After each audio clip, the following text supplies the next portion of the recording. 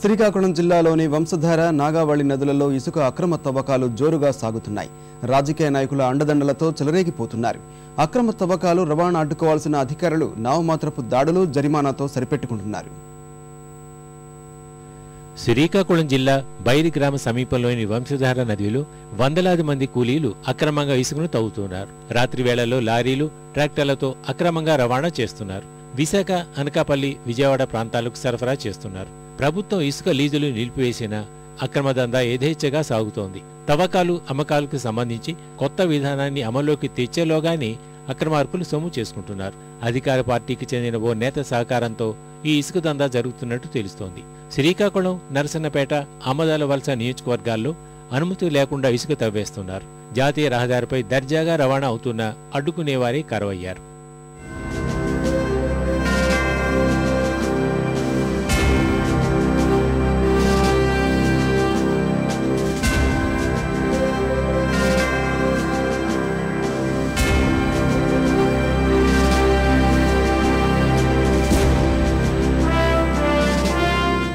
కొత్త విధానం అమల్లోకి రాకముందు జిల్లాలో 6 ఇసుక క్వారీలకు టెండర్లు ఖరారు చేసిన కోర్టు వివాదంతో నిలిచిపోయాయి.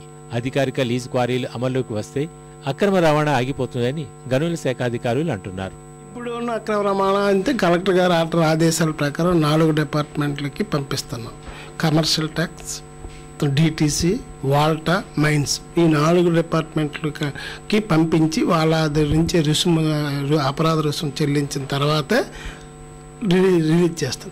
దానివల్ల ఏమవుతుందంటే ఒక్కొక్క ట్రాక్టర్ పట్టుకున్నా, లారీ పట్టుకున్నా సరే వాళ్ళు కనీసం ఒక ట్రాక్టర్కి ఒక 20,000, లారీకి ఒక 60,000 లెక్కన ఖర్చు ఇది అక్రమ నిరోధం కడతారు. కాబట్టి వాటి వల్ల లాంగ్గా కొంతవరకు మేము అక్రమ రవాణాను నిరోధించగలిగాం. అక్రమ తవ్వకాలపై చర్యలు తీసుకోవాలని స్థానికులు డిమాండ్ చేస్తున్నారు.